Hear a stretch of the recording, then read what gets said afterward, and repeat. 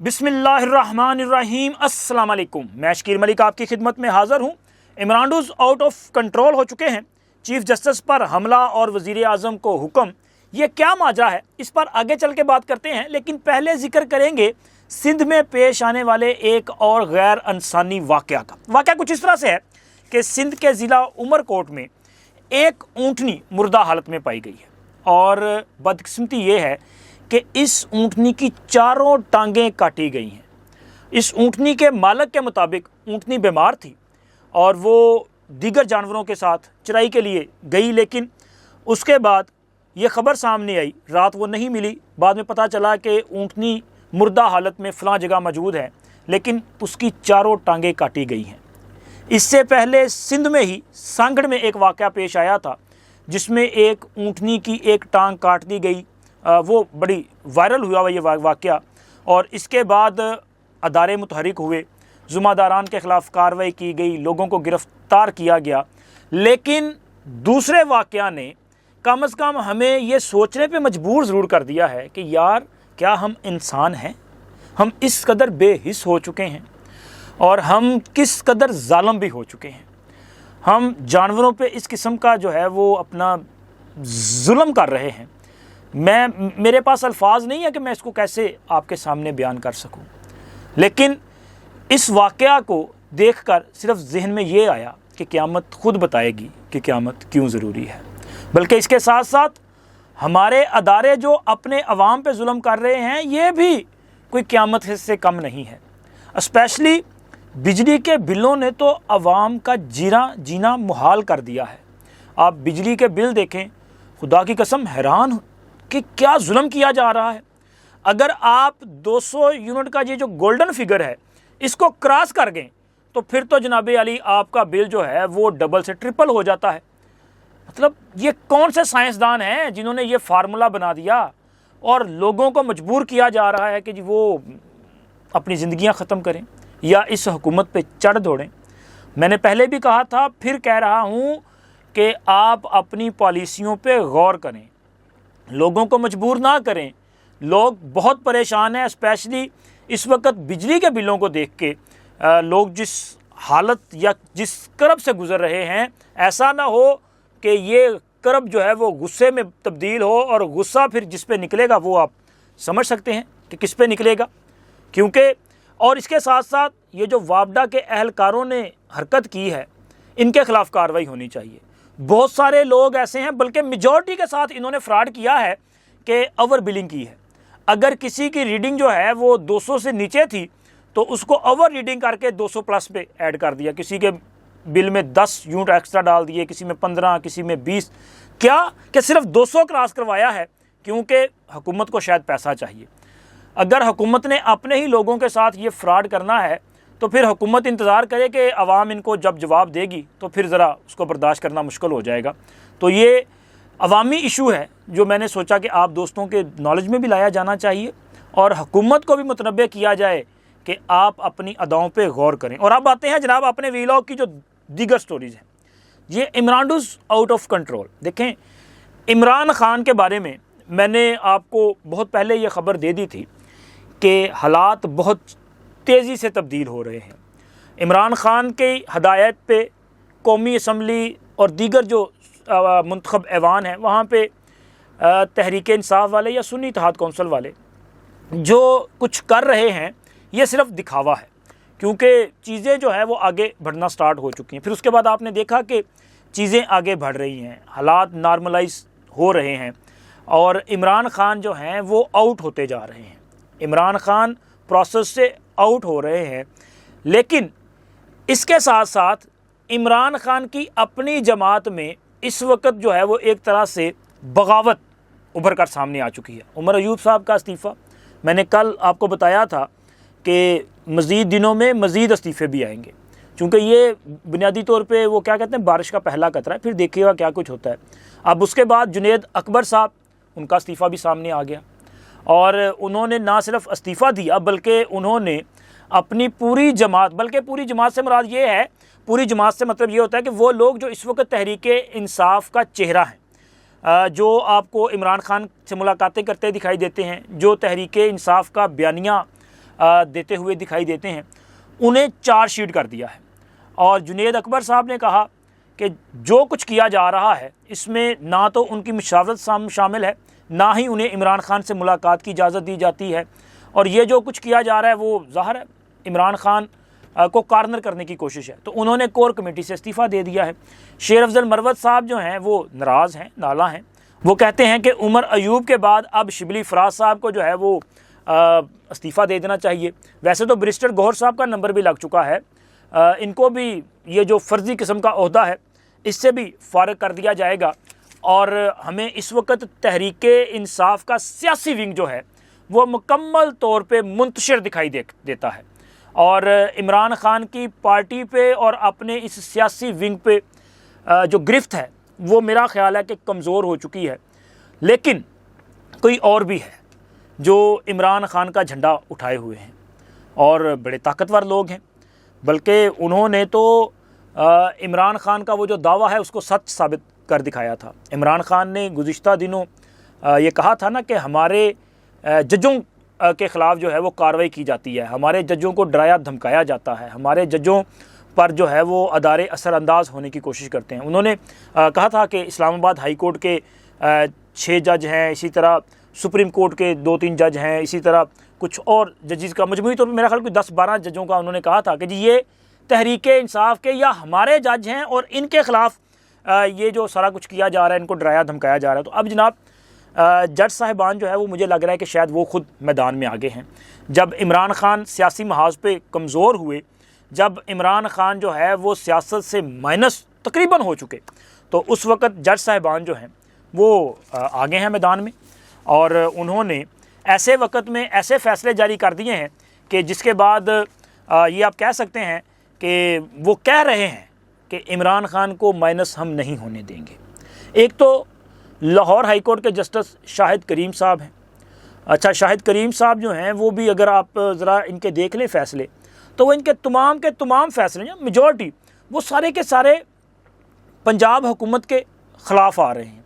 इन्होंने ये जो मरीम नवाज़ साहिबा ने फ़ैसला किया था कि तलबा और तालबात को इलेक्ट्रिक बाइक्स दी जाएंगी, इन्होंने इसके ख़िलाफ़ हुक्म इम्तना जारी कर दिया था। स्टे ऑर्डर जारी करते हुए उन्होंने कहा था कि जी अगर आप लड़कों को बाइक्स देंगी तो ये वन व्हीलिंग भी करेंगे और लड़कियों के कॉलेजों के सामने जाके ये मतलब उनको छेड़खानी करेंगे, तो इसलिए इन्होंने इस पर स्टे ऑर्डर जारी कर दिया। हालांकि ये इंतज़ामी मामला था, लेकिन फिर भी जनाब जज साहब ने हुक्म इम्तना जारी कर दिया। लेकिन डॉक्टर्स की हड़ताल को ख़त्म करवाने के लिए जो दरख्वास्त आती है, बुनियादी इंसानी हकूक़ के हवाले से ये दरख्वास्त है, उसको ये मुस्तरद कर देते हैं और कहते हैं कि जनाब हुकूमत जाने और डॉक्टर जाने, हम क्यों डॉक्टर्स के कहें कि आप अपनी हड़ताल ख़त्म कर दें। तो जनाब शाहिद करीम साहब जो हैं, इन्होंने ये जो जज साहब थे सरगोदा के इंसदाद दहशतगर्दी अदालत के जज, उनका ख़त, वैसे वो ख़त भी ना अजीब चीज़ है कि ख़त तो लिख दिया, उस ख़त पे आज खुद नोटिस भी ले लिया, फ़ैसला भी जारी कर दिया गया, लेकिन अभी तक उसकी तफ्तीश मुकम्मल नहीं हुई। यानी कि साबित नहीं हो सका कि जज साहब से किसी ने रब्ता किया था, जज साहब पर असरअंदाज होने की कोशिश की गई थी, जज साहब से मर्ज़ी का फ़ैसला लेने की कोशिश की, ये साबित नहीं हुआ, लेकिन फ़ैसला कर दिया गया। और शाहिद करीम साहब ने एक तहरीरी हुक्मनामा इस हवाले से जारी किया है और उन्होंने 5 SOPs जारी किए हैं, जिसमें उनका ये कहना है कि इन SOPs पर अमल दरामद किया जाना चाहिए ताकि अदलिया में मुदाखलत ना की हो किसी सूरत। अच्छा, वो जो उन्होंने 5 SOPs जारी किए हैं उसमें जनाब उन्होंने वज़ीर आज़म ऑफिस को ये हदायत जारी की है कि IB और ISI समेत तमाम सिविल और मिलिट्री एजेंसियों को हदायत जारी करें कि वो मुस्तकबिल में आला अदलिया और मातहत अदलिया के किसी भी जज या इनके अमले को अप्रोच ना करें। अच्छी बात है, नहीं किया जाना चाहिए। IG पंजाब भी मतहत अफसरों को अदलिया में मुदाखलत से रोकने की हदायत जारी करें। इंसदाद दहशतगर्दी अदालतों की सिक्योरिटी के हवाले से अगर कोई हिफाजती इक़दाम करने हैं तो मुतल्लिका जज से मशावरत और इत्तफ़ाक़ राय के बगैर नहीं किए जाएंगे। अच्छा, ये ठीक है, आपने ये भी हुक्म जारी कर दिया, लेकिन ये बताएं कि अगर खुदा ना खास्ता अभी आपने कह दिया कि किसी किस्म के एक्स्ट्रा इंतज़ामात नहीं किए जाएंगे, अब अगर अदालतों में जिस किस्म की सिक्योरिटी फ़राहम की जाती है और बाज़ केसेस के हवाले से ख़ुसूसी इक़दामात करना मकसूद हों, तो वो करती थी पुलिस, लेकिन अब अगर वो नहीं करेगी, खुदा ना खास्ता अगर कोई नाखुशगवार वाक़या पेश आ गया तो फिर कौन ज़िम्मेदार होगा, इसकी ज़िम्मेदारी किस पे होगी, ये भी आवाम को बताया जाना चाहिए और इन SOPs में वो बात भी शामिल की जानी चाहिए थी। इसी तरह जनाब उन्होंने कहा कि ATC के जजेस अपने मोबाइल में हर कॉल को रिकॉर्ड करें। पंजाब की इंसदाद दहशत गर्दी की खसूसी अदालतें 9 मई के तमाम केसेस का तरजीही बुनियादों पर फैसला करें। चलें जी, हमने तो अब तक इस बारे में सिर्फ वो क्या कहते हैं ख्याल किया है कि शायद हमारी अदालतें 9 मई के मुल्ज़मान के केसेस का फ़ैसला करें। अब जब भी बात करें तो ज़िक्र आ जाएगा फ़ौजी अदालतों का। एक मखसूस जमात जिस पर इल्ज़ाम है कि उसने 9 मई को साजिश की, बल्कि की इल्ज़ाम क्या की सबको पता है। वो कहते हैं जी फ़ौजी अदालतों में देखें लो सिविलियंस का ट्रायल किया जा रहा है, इतने माह से उनका केसेस लटके पड़े हैं, उनको सज़ाएँ नहीं अनाउंस की जा रही है, उनको जो है वहाँ पर बिला जवाज़ कैद रखा गया है। लेकिन ये जो खसूसी अदालतें हैं, इंसदाद दहशत गर्दी की अदालतें, यहाँ पे फ़ैसले क्यों नहीं किए जा रहे, यहाँ पे तख़ीरी हरबे क्यों इस्तेमाल किए जा रहे हैं? तो ये जल्द अज जल्द होने चाहिए। लेकिन इसके साथ साथ जनाब जज साहब ने ये जो ATC अदालतों के जज साहिबान से कहा है कि आप कॉल रिकॉर्ड करें, तो यहाँ पे मैं ज़रा ये रहनुमाई चाहूँगा, आप दोस्त भी रहनुमाई कीजिएगा कि जनाब बाबर सत्तार साहब का जो हुक्म था कि सर्विलेंस नहीं होगी, किसी किस्म की फ़ोन कॉल रिकॉर्डिंग नहीं होगी, तो ये कैसे फिर किया जा सकेगा? मतलब जज साहब जो हैं वो ख़ुद फ़ोन कॉल रिकॉर्ड करें, लेकिन अदारे फ़ोन कॉल रिकॉर्ड्स ना करें। वो अदारे जिन्होंने मुल्क की हिफाजत की ज़िम्मेदारी अदा करनी है, जिन्होंने दहशत गर्दों के नेटवर्क्स को तोड़ना है, जिन्होंने तखरीबकारों इंतशारियों के प्लान्स को नाकाम बनाना है, वो रिकॉर्डिंग ना करें।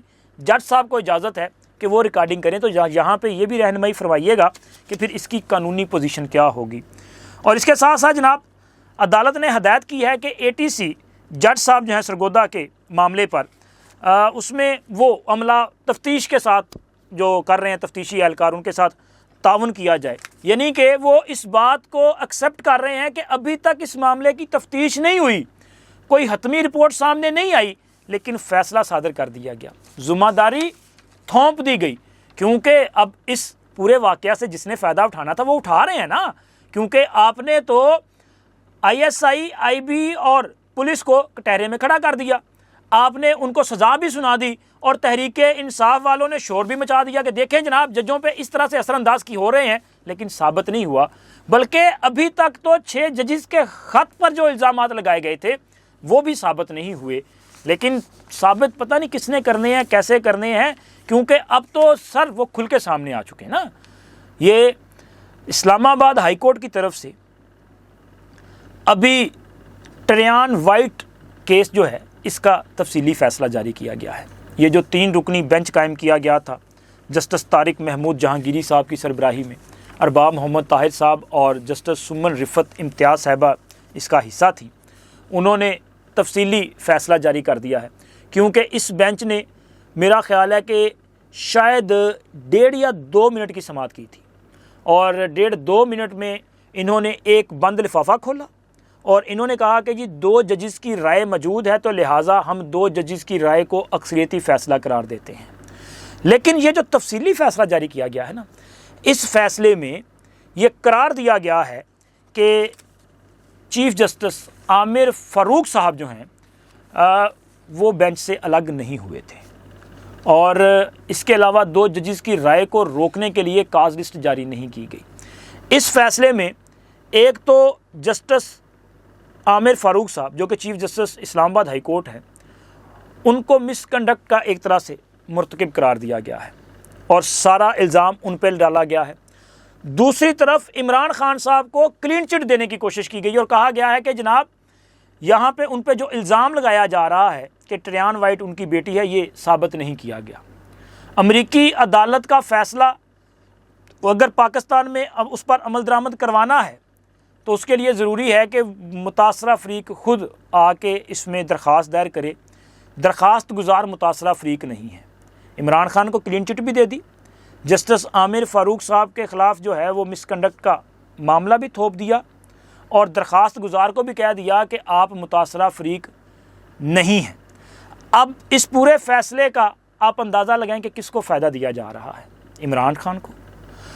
हालांकि इमरान खान अमेरिकी अदालत में एक्सेप्ट कर चुके कि टरयान उनकी बेटी है, उनकी गार्डियनशिप जुमैमा खान ने एक्सेप्ट की, लेकिन नहीं जी, हमने इसको तस्लीम नहीं करना। हमने तो अपने वो क्या कहते हैं मोहब्बत को आगे बढ़ाना है, चाहे उसका नुकसान जितना मर्जी मुल्क को बर्दाश्त करना पड़े। तो अब जब इमरान खान साहब नज़र आ रहा है कि भाई ये बंदा पाकिस्तान की सियासत से माइनस हो चुका, कमज़ोर हो चुका, तो उस वक़्त अब आप देखें कि अदलिया से किस किस्म की उनको सहूलियात मिल रही है। और ये मिलनी थी, ये ऐसे नहीं है कि जनाब अली अचानक सारा कुछ हो गया, नहीं, प्लानिंग करके लाया गया था, कई साल की मेहनत की गई थी। ये प्रोजेक्ट इमरान जो है, इसको लाने वालों ने बड़ा फिनांस किया है। और आज भी आप देखें कि ये जो सोशल मीडिया अमेरिका में बैठ के, कनाडा में बैठ के पाकिस्तान में जहर उगल रहा है, यहाँ पे जो है वो हालात ख़राब करने की साजिश कर रहा है, इनको फिनांस कौन कर रहा है? कौन है जो ये पैसा खर्च कर रहा है? कोई तो ताकत है ना कि जो पाकिस्तान की रियासत के ख़िलाफ़ ये सारा कुछ कर रही है, यानी कि वो पाकिस्तान की रियासत से भी मजबूत माफिया है जो ये सारा कुछ कर रहा है। तो वो कौन हो सकता है? मेरा ख्याल है कि वही हो सकते हैं जिनके बारे में जनाब मौलाना इसरार साहब ने या अपना हकीम सईद साहब ने कहा था कि उन्होंने ये सोचा है और एक खिलाड़ी का इंतखाब किया है। वो नाम सारे आप जानते हैं। फिर उन्होंने रिश्ता भी दिया, उन्होंने अपनी बेटी तक दी। फिर देखें जब तलाक दी तो उन्होंने इमरान खान को बनी गाला की ये जो 300 या 350 कनाल अराजी है ये गिफ्ट भी की।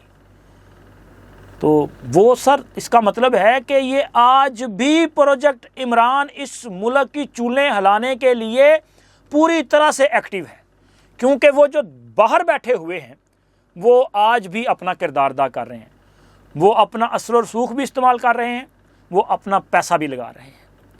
ये अमेरिकी कांग्रेस की करारदाद या इस किस्म के और जो वाक़यात हुए हैं ये ऐसे नहीं हुए, इसके पीछे असर और सूख भी है और पैसा भी है। लेकिन बहसियत पाकिस्तानी हमने अपने मुल्क का सोचना है कि हमने कैसे पाकिस्तान को इस फितने से महफूज रखना है। तो ज़रूरी ये है कि हम सबको अपना अपना किरदार अदा करना पड़ेगा। इसे जितना ज़्यादा आप एक्सपोज करेंगे उतना ही पाकिस्तान का फ़ायदा है, क्योंकि ये बाकायदा तौर पे पाकिस्तानियों की ज़हन साजी की जाती है। बैरून मुल्क से बैठ के जिस किस्म की कंपेन्स चलाई जाती हैं उसका असर हम यहाँ पे देखते हैं।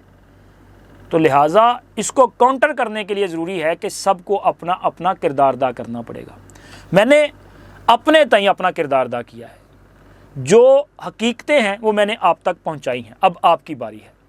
आप दोस्त इस इंफॉर्मेशन को दीगर दोस्तों तक शेयर करें, चैनल को सब्सक्राइब करें, वीडियो को लाइक करें और इसके साथ साथ कमेंट सेक्शन में ज़रूर बताइएगा कि आपकी राय क्या है, और यह भी बताइएगा कि आप हमें कहाँ से देख रहे हैं। अब तक इतना ही। अल्लाह हाफ़िज़।